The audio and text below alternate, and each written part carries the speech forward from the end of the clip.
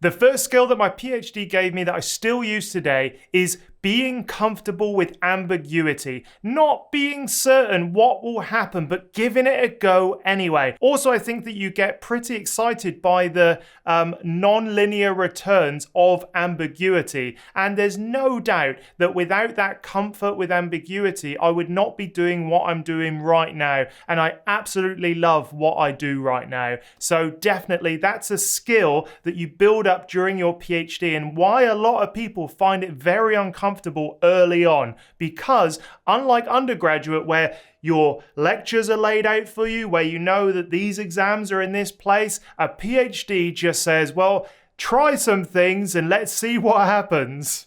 The second really valuable skill is being able to manage upwards. That is, manage your supervisors to the point where you understand what they need to hear, when they need to hear it, and you understand the levels of communications required to keep that a really nice relationship. I think throughout a PhD, you start to learn how to manage upwards, and this is valuable skills for going forward in the workplace, and also just sort of like for yourself. You know how to create a comfortable work environment for yourself. This has paid dividends when I was working in a university as a postdoc, but also in industry. I just knew how to manage, complicated, hierarchical egos that were sitting above me, so that I could just sort of like have a nice working life. So there's no doubt that managing your supervisor's expectations, managing their kind of communication with you, managing what you say to them, how you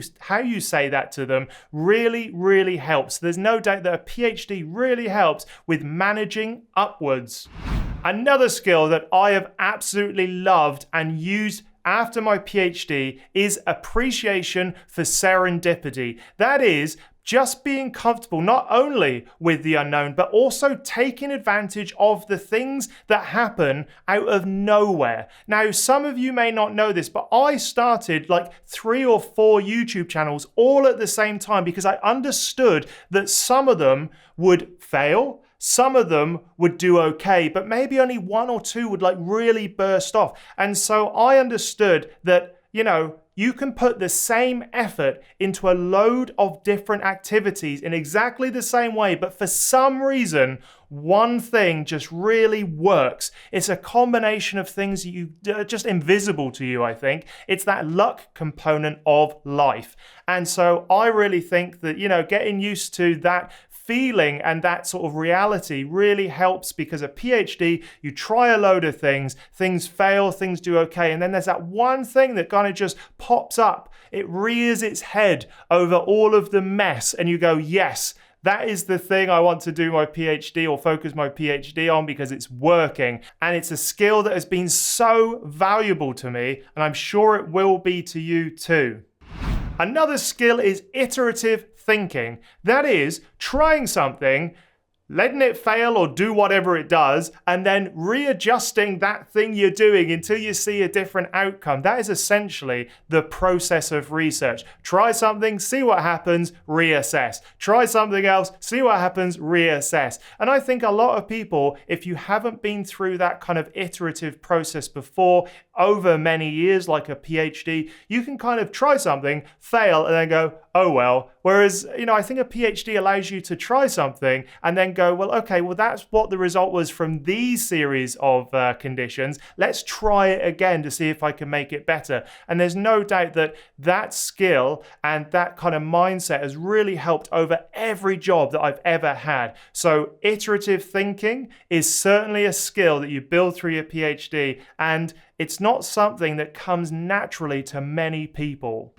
Maybe this is just me, but a skill that I developed definitely during my PhD was the ability to challenge norms. Some places don't like that, and I get it, but I think just the ability and the kind of confidence to just say, I don't understand why we do it this way. Why don't we try this, this, and this? Like a PhD enables someone to think outside of the box much more. And I think they also allow you to feel comfortable challenging what people do. And it doesn't work in every job. For example, I know a friend of mine went into government and they were talking about how when they started, they wanted to change all this stuff, but government just doesn't work like that. And now they're a little bit more senior. They've got all these young people coming in saying, we should change these things. And they're like, no, this is the system. This is just how it works. So that challenging of the norm, I think, is very healthy. Understanding when you can use it is even healthier. And it's something that has enabled me to sort of like help contribute positively wherever I've gone. So thinking outside of the norm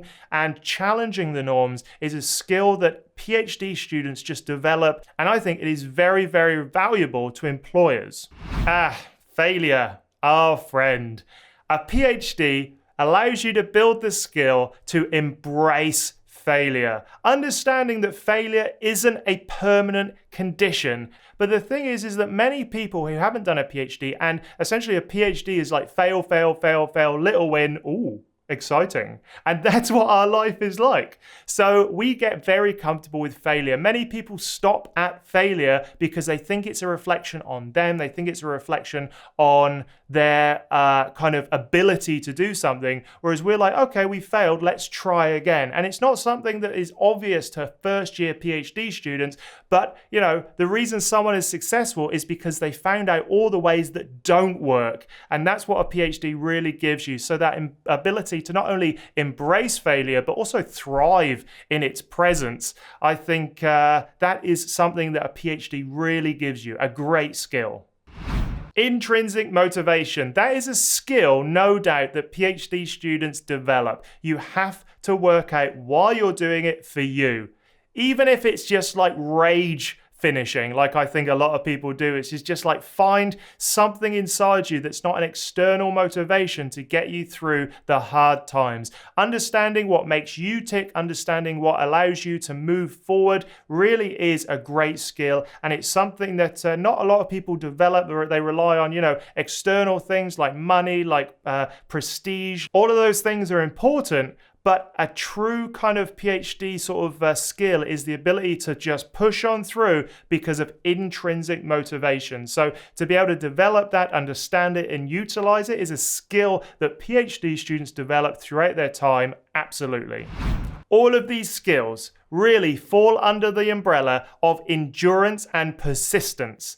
Persistence is something that PhD students have to have, whether or not it's obvious from the beginning, whether or not in the third year you just have to get stuff done, but doing little by little every day is something that really works. And I think PhD students, even if they don't know it early on, they figure out that that's what it takes. Doing little bits of writing, doing research, doing analysis, doing experimental design, whatever it is, just doing a little bit every day really helps momentum-wise and also just to getting to the finish line. Some days you put in so little effort that you just feel like it's not going anywhere. But you have to remember that that little effort builds up if you put in that little effort over a long period of time, like the duration of a PhD. So that persistence, we understand, works, and it's a skill that I think I am so grateful that I built up. Learning how you learn. That is a skill that I think we develop partly in undergrad because we just have to jam loads of information into our minds. However, in a PhD, you now no longer have the structure of a course and you're much free in what you can read, how you read it, the resources you can sort of gather to learn. And that is what I think has led to me being a lifelong learner. I am always learning new things. I'm learning to sew. I made this jumper. I made the t-shirt that I'm wearing. I love to paint. I've done watercolor stuff. At the moment, I'm learning Farsi. I've learned Spanish in the past. I just love learning new things. And I think that ability to learn how you learn throughout a PhD is such a valuable skill.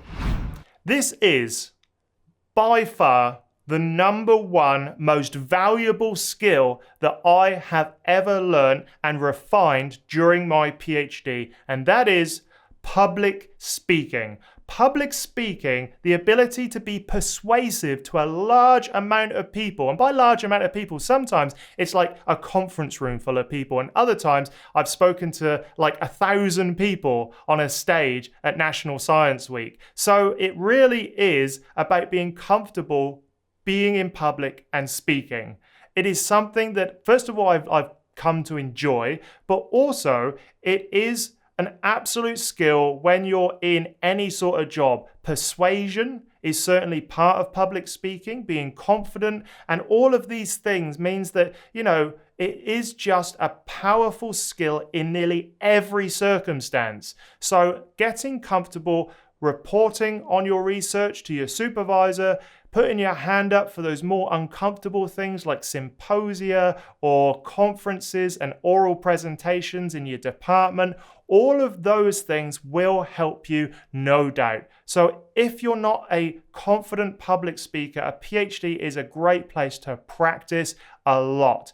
And just like a stand-up comedian, I think, the more you do it, the more it just becomes like your home and like super comfortable because you're in charge. You kind of, when you're giving a public talk, you kind of realize, okay, yeah, I get to decide all of what's going on because I'm the one speaking. So it's not scary. It's kind of, at least for me, something I came to love. Let me know if that's true for you. So there we have it. There are the 10 little known skills that I think a PhD gives you that you can use in real life forever afterwards. Let me know in the comments which ones you would add, and also remember there are more ways to engage with me. The first way is to sign up to my newsletter. Head over to andrewstapleton.com.au/newsletter. The link is in the description. When you sign up, you'll get 5 emails over about 2 weeks, everything from the tools I've used, the podcasts I've been on, how to write the perfect abstract, my TEDx talk, and more. It's exclusive content available for free, so go sign up now. And also, go check out academiainsider.com. That's where I've got my ebooks, the Ultimate Academic Writing Toolkit, the PhD Survival Guide. I've got the application resource pack for PhDs and grad school. I've got the Insider Forum, a blog growing out there as well, and it's all there to make academia work for you. All right then, I'll see you in the next video.